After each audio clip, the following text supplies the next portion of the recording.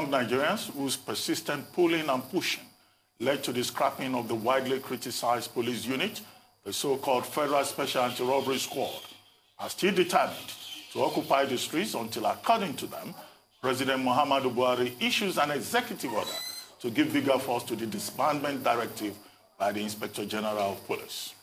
Joining us now to look at this matter is Professor Chidi Odinkalu, the former chairman of the National Human Rights Commission.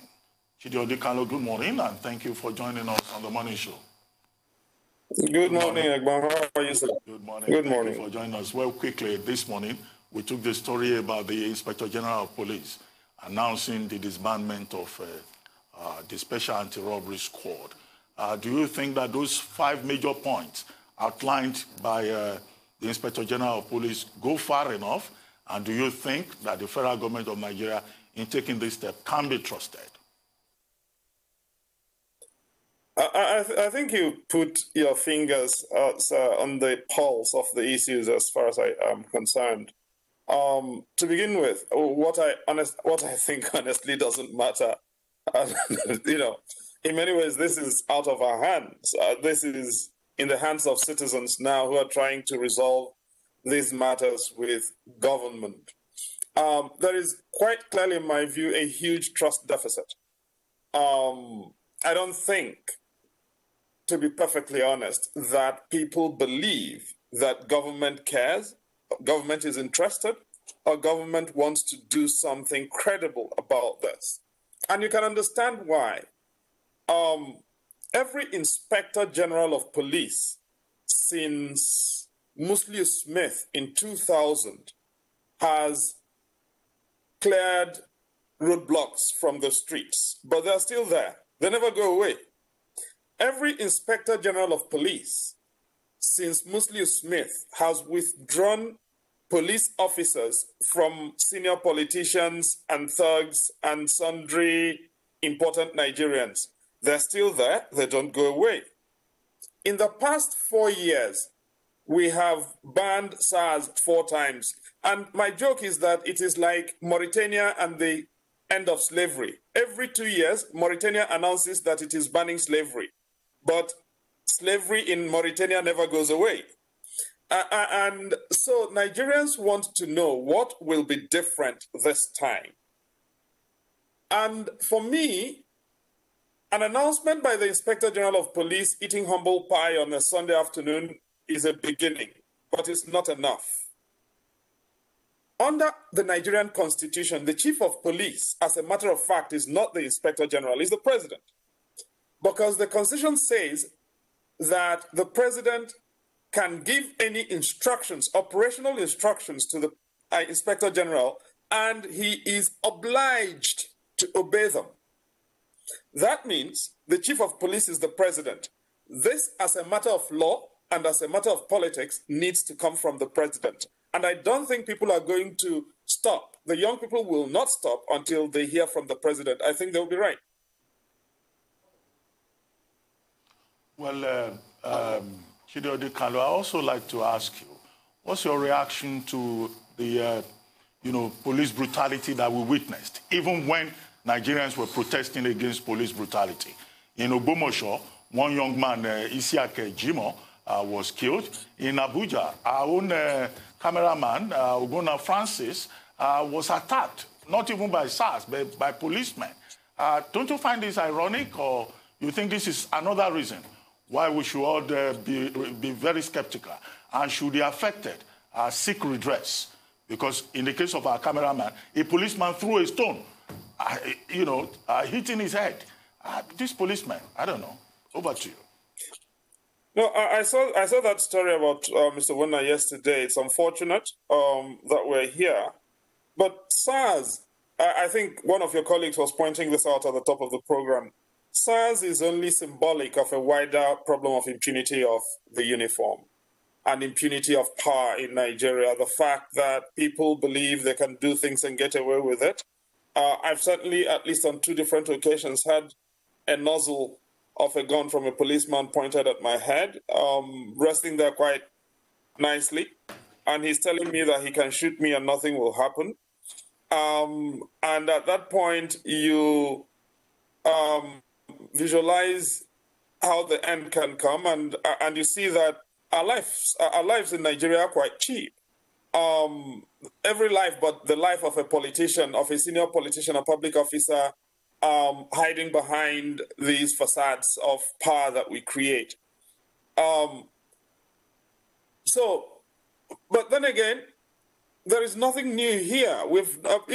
Part of the problem is we've used the impoverishment of the police as a mechanism of public control. Okay? And the poorer the police have become, individually and institutionally, the more brutal they have become.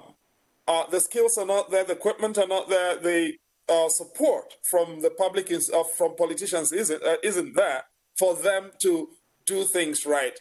The Nigerian Police Force, as we speak, does not have one qualified forensic pathologist. If you don't have a forensic pathologist in the police, how are you going to investigate murder? You beat it out of people.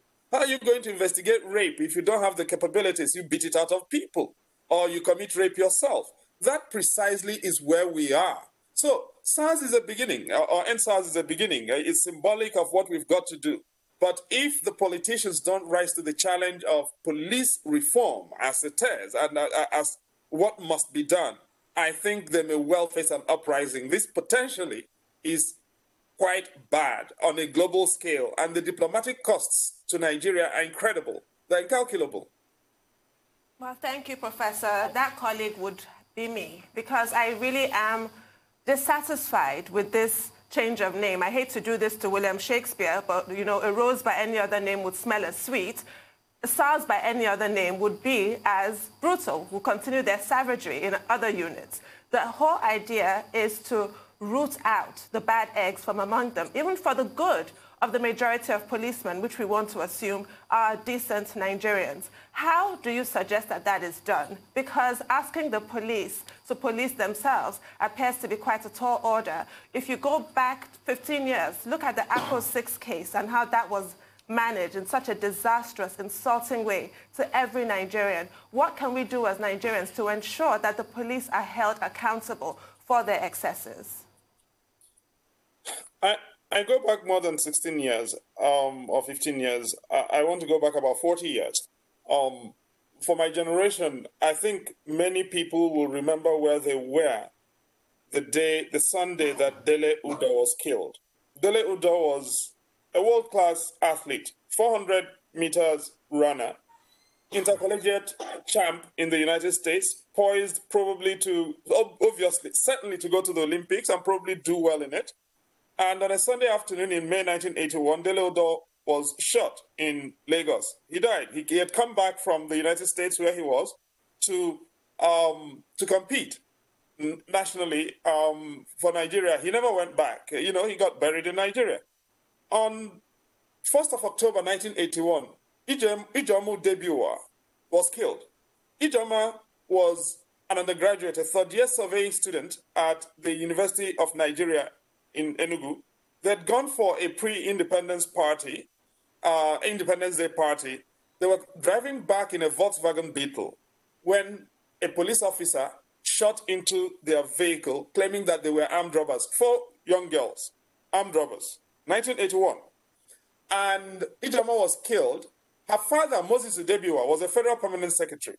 The best that did happen was Justice Ubeze Onu in Enugu State, then in Anambra State, convicted the officer, what was his name? One Mr. Nwankwo, I believe, Franklin Nwankwo, of Fidelis Nwankwo, of the killing, sentenced him to murder, but the Court of Appeal lifted that, claiming that it was an accidental discharge and substituted manslaughter. And I could go through the history. In 1991, I was part of the team that represented the Okoba 8. The police went to a family in Okoba in Lagos and slaughtered an entire family, a father, a mother, and 6 of their children, 8 of them. Ruben here may remember that. We eventually managed to reach a settlement with the police for 10 million naira. This was 1991. Oh, by the way, in 1990, in Umuechem in Rivers State, 1st of November 1990, the police went into a village in a chair in Rivers State at the request of Shell and killed everything that was moving, including cats and dogs. because apparently the community, Shell had claimed, had attacked some oil installations there. Umachem massacre was 1990. So there's a long history here of slaughter of Nigerians that has not been redressed, that the leaders have not shown any care about. And this is, what we're having in SARS essentially is a coming together of all of that, bringing that home. Because we have a police that's been licensed to kill, essentially. And not to kill foreigners, but to kill Nigerians. It's not just the police, it is all uniformed agencies. And people are tired of being killed, which is why there is an air of nihilism as well about some of the protests, as you can see. You've seen kids laying their lives quite literally on the line so that police vehicles will not be able to attack others, but being prepared to die, essentially. This is frightening in many ways. I feel frightened as a bit of an adult now about this. But the president somehow is missing. Who's heard from the president? When your young people are in this kind of situation, why is the president running away from talking to Nigerians, from engaging young Nigerians? This is a man who won an election, quite handsomely, some people would think, last year. And here he is, he's running away from talking to Nigerians, and that's what I can't understand. When you started talking through those experiences, I felt the pain, a lot of people have gone through in this country. I mean, you talked about Dele Odo, if you remember that case, he went out to buy suya. That was the reason. And he was killed. He had a wife and family. His wife had just even given birth in America. Quite very sad. But I want to talk about the role of the Police Service Commission, because I saw them, they were on TV yesterday, and they said all of this should go through them, that they've been prosecuting cases, of police misdemeanor. But a lot of Nigerians don't even know that. What would you have to say about that? Well, the police have always resisted the Police Service Commission since it was reinstated in 2001. I mean, I was one of the lawyers who worked with the chairman, Mr. Okeke, Chief Simeon Okeke, in 2001, as the police then resisted him every inch of the way. In the end, we had to bring in Prof Nwabweze, and the Attorney General was quite friendly to the Police Service Commission, but every inch of the way, they were resisted. And who was resisting him? It turns out he's the current chairman of the Police Service Commission. Kama has a brutal sense of humor.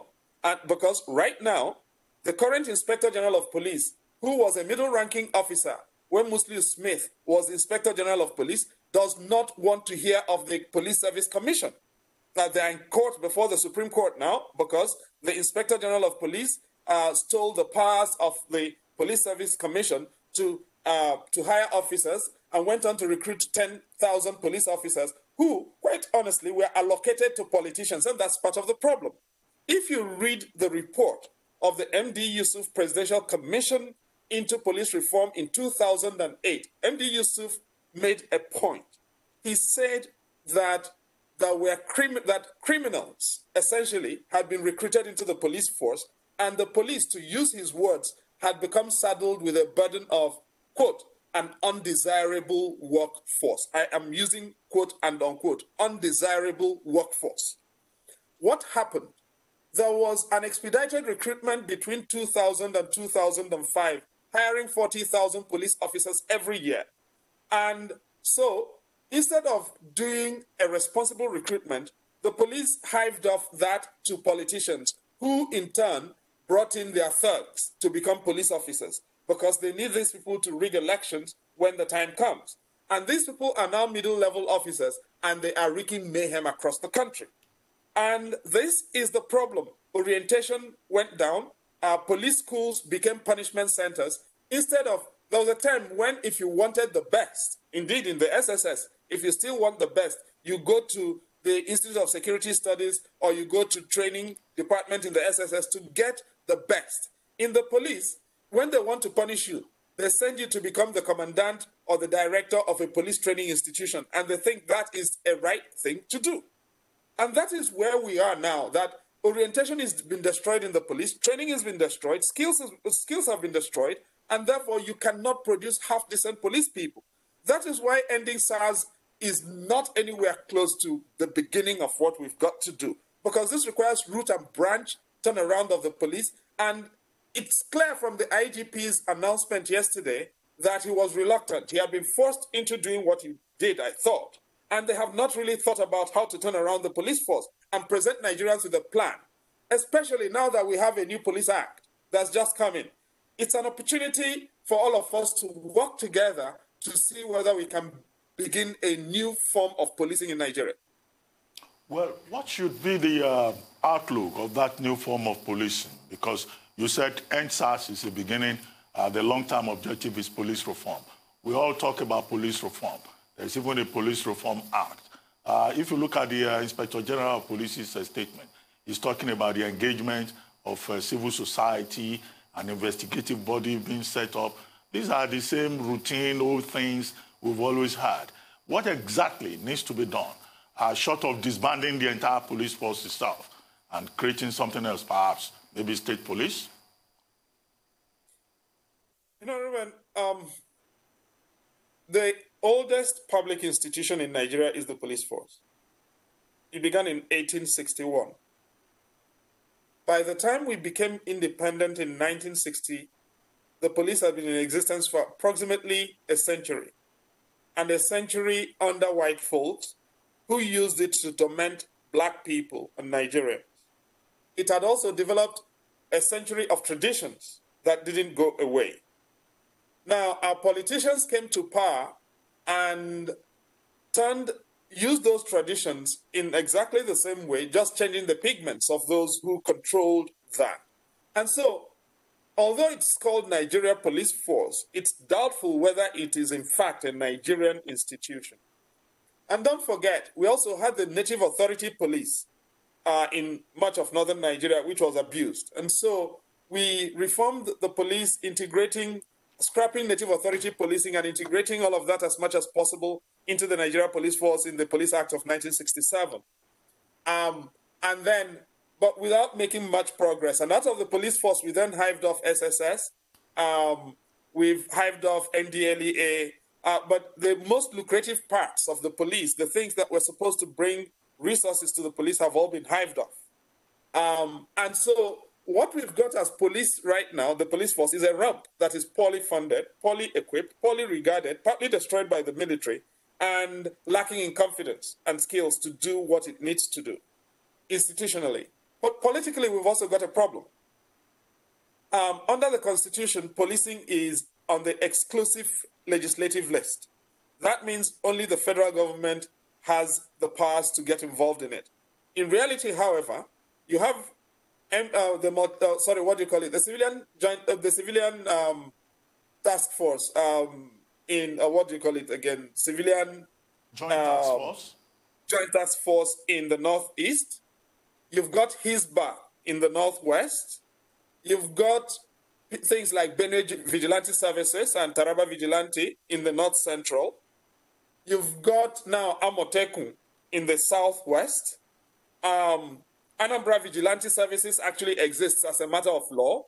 And wherever you look in the country, there are vigilante systems that are doing police work at community, state, or regional levels, enjoying the force of law in a country in which those are not supposed to happen. Politically, therefore, it looks to me as if we are headed in the direction of community or state policing, which is very interesting because in 2006, the Muhammad Ami Presidential Commission on Police Reform recommended decentralization of the police force. In 2008, MD Yusuf Presidential Commission on Police Reform recommended decentralization of the police force. As you well know, Ruben, in 2012, Pari Osayande's Presidential Commission on Police Reform recommended decentralization of the police force. Nobody has been willing to undertake that, yet that is happening real time. And what is the problem? Your police station, divisional police officer in, say, Okoba or in Ilaro or in Oka is a full-blown local government area. He or she has to run the operation without funds from the Inspector General, but they have to make returns to this. Instead of getting money to run the station, they have got to send money to the State Police Commissioner, who has got to make returns to the Inspector General of Police. It is a system that should not be called policing. It is organized crime. Where do they get the money from to make returns to all of these people? So that's the thing. It's an extortion racket. And government knows about it, and government is comfortable with it. Why can't we change it? That's why I applaud all the young people who are prepared to put lives on line for this, but we are only at the beginning. We certainly are. Every system that exists is deliberately created and sustained by whoever's interest that it serves. But I want to talk about that youth activism and youth agitation. You just took us through a truly heartbreaking cycle of police brutality throughout Nigeria's history. I'd like you to talk about youth revolt and the power of the youth throughout Nigeria's history. You refer to yourself now as an adult, but you first came to my attention personally. You were only 25 years old during the June 12 struggle, which I believe is your birthday as well. So you have been at the vanguard of, youth activism. Let's talk about that. Brave Nigerian youths, as you said, have been driven to nihilism, but continue to resist and continue to try and create a society where they can, grow, where they can thrive as they deserve. Yeah, but I also commend parents here. I've buried my mom and my dad. That's what makes me an adult, and that's fairly recent. Okay, yeah.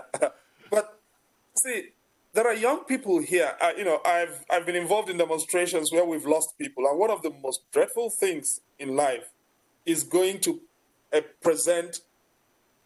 parents and returning to them their child in a body bag and telling them, their child who went with you on a demonstration did not return. And this is how they are coming back home. I don't want to ever wish that on anybody. And there are parents here who cannot protest, but who are telling their children, please go forward and do this thing. And one of the worst things that could ever happen to anybody is to bury your own child. Okay? And there are kids here who have been killed. In Ogbomosho, at least 3 children, young people have been killed in this thing. In Abuja, people have been killed. In different parts of our country, young people are laying lives on line, and they are getting a heck of a lot of support from parents. And I really want to speak up for those parents across the board, both on social media, but in real life, and employers who are telling the young people who are working with them, go forward and do this thing, we'll line up behind you. But I cannot take away, and none of us should try to take away the credit from the young people who have said enough is enough. For those on social media, SARS or SARS has been the biggest global trend for the past 48 hours consistently, globally. And so global icons are getting involved, governments are getting involved in all of this and asking what the hell is happening. And you're having politicians from different parts of the world, opposition politicians. I don't know, you would have seen Musi Maimane, you would have seen lots of politicians from across Africa and beyond lining up in support of Nigeria's young people, sporting icons, entertainment icons, globally. And now you ask yourself the question, all of these people are noticing this thing from outside Nigeria, but somehow Nigeria's president is not noticing it. Where is he? He's a parent too. And I understand his daughter has tweeted or Instagrammed about this. The daughter of the vice president has Instagrammed about this. Where are they? That is the question we should be asking. I'm excited about the future of our country in the hands of these young people, but where are current leaders? Please, where are they? Can they speak to Nigerians? Or are we too useless for them to acknowledge us? Very, very deep questions there. You talked about various reports. In fact, recently, I think we had the Ojukwu reports too, still on police reform. 2019. 2019, as early as 2019 on police reforms. Why is it that we are not taking, the recommendations for this report? And secondly, we have, can I use the word, sort of like an over-policing of the country? You are talking about Anambra Vigilante. Do you know that in the university community, I'm sure you would know, we even have something they call anti-cults. That's sort of like an authority itself to fish out cultists in Anambra State and the likes. So you have pockets of this law enforcement, NSCDC, It goes on and on and on everywhere. But it looks as though it's not even working. SSS, by the way, in universities. Yeah, you have SSS in universities. But it looks as though the long game is not working. So what do? I'm confused. I'm not confused at all. This begins with political leadership, okay? The president is the chief police officer of the country. He's got to show up. He's got to offer political direction. And now, we don't all have to accept what he lays out. We don't all have to agree. We can agree with some and disagree with some.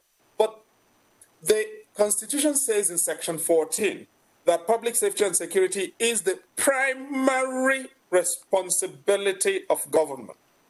The same Constitution also says in Section 17.3 that governmental actions shall be humane. Now, that is the shortest provision in Nigeria's Constitution. I believe it's Section 17.2c, sorry. Governmental actions shall be humane. It's a constitutional mandate. On policing, we have failed to comply with that. We have comprehensively failed, not just under this administration, but under its predecessors. This is a failure of the Nigerian ruling elite. And young people are saying that enough of that failure is enough. The question is, what alternatives do our political leaders want to offer? Now, this is not a reform that the Inspector General of Police can or is qualified to lead, because you need to have political consensus on this in order to offer technical guidance or operational guidance to the police. And you can either go small, walk away, or go big. And it seems to me that there is an opportunity here to go big, to ask for, and it's not just, call together civil society and police officers to kind of yab and abuse one another. No. But to get the country together, get the politicians together, and support them with the technical expertise that is needed, and say, look, how do we envision policing in this country? Because it's going to get worse, by the way. Nigeria is now on the cusp of an overwhelming crisis of demand and supply, a demographic curve that is outstripping economic productivity, which essentially means a crisis of demand and supply that can only be resolved by violence.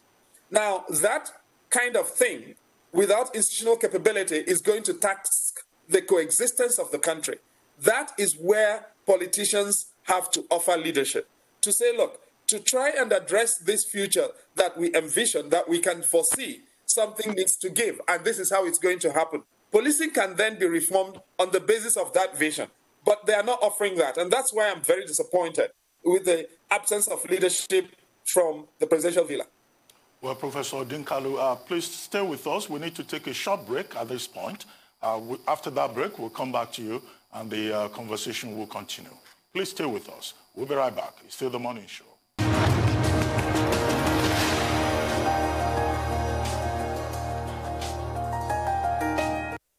Welcome back to The Morning Show here on Arise News. Still with us on The Morning Show is Professor Chidi Odinkalu, professor, teacher, author, civil rights activist. Professor Odinkalu, thank you for staying with us. Very quickly, there have been many reactions to the statement by the Inspector General of Police. And you yourself, you've said a lot this morning. You've called for reform. You've demanded that the president should address the nation on this very important subject before all of us. But I've also seen reactions on social media from some young persons who say the struggle continues, and they're asking us to tick all boxes. So I want to run some of the demands that I've seen online by you. They say our 5 demands. Hashtag 5 for us. 1, immediate release of all arrested protesters. 2, justice for all deceased victims of police brutality and appropriate compensation for their families. 3, setting up an independent body to oversee the investigation and prosecution of all reports of police misconduct within 10 days. 4, in line with the Police Act, psychological evaluation and retraining to be confirmed by an independent body of all disbanded SARS officers before they can be redeployed. 5, increase police salary so that they are adequately compensated for protecting lives and property of citizens. Please tick all boxes. The the author of those 5 demands says. What's your reaction to some of those demands, or all? I mean, sensible demands, difficult, apart from number one. Number one is easy. I don't see why the police should be detaining anybody who is protesting to begin with. And so that is easily dealt with. But thereafter, the devil gets into the details, because you're dealing with, when you look at justice for the victims, where do you begin? Of police brutality and of extrajudicial executions. I mean, I have been a lawyer in Nigeria for over 30 years. My earliest contact with legal practice was quite literally representing dead people and picking up dead bodies from different mortuaries in Lagos. And I can give you a long list of the people whom I represented. I've told you about the Okoba 8 here this morning. I can tell you about Elechilari Igwe, who was a businessman who returned from outside Nigeria with some money. And police picked him up on a night in Surulere. And the following morning, we found his body deposited in Ikeja with a bullet right through the side of the head. His head was wasted. He was gone. Elechi Igwe eventually was buried by his family. And when we started working on the case, the police wanted to kill quite a few of us who were involved. But because none of us till today can tell you how much money the police took away from him. But the wife of the police who led the operation told us it was worth $50 in 1992 money. Okay? Now, I could go about these things. So what kind of remedy do we want to... And how do you talk this when the police capacity, and in fact the country lacks the capacity, forensics for anything? And my bugbear is how we prioritize politics over people. So for Edo elections, for instance, we deployed 1 DIG, 1 AIG, 8 commissioners of police, and over about 7,500 policing assets. Ask yourself how many we have deployed in Southern Kaduna. We deployed 32 special operations officers, and that includes, and out of the 32, 4 of them are logistics people, 28 are supposedly all we've got to deal with Southern Kaduna. Think what we could do about Southern Kaduna, for instance, how we could tamp that down if we had moved these assets we used to police Edo elections and taken half of those to Southern Kaduna, 1 DIG, 1 AIG, 4 CPs, and those assets. But no, because the lives of our people don't matter. What matters is who wins elections and who controls the money that comes into the state. This is the problem here, it seems to me. Our priorities are skewed. And the president sits on top of those askew priorities. These young people are saying, and I agree with them, until he shows up, this will continue. And I support that. Well, Professor Odinkalu, thank you very much for joining us this morning on the morning show, where we also have a report that the SARS protest is still ongoing in Lagos around the Ikoyi Bridge.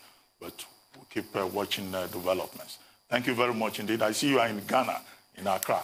I hope you're having fun there. Well, I just think it's important to say that President Buhari did give a statement on Friday night. You still clearly find him wanting, but it's important to put that out there. Yeah, well, there was something by way of a tweet. Well, thank you very much, Professor Odinkalu.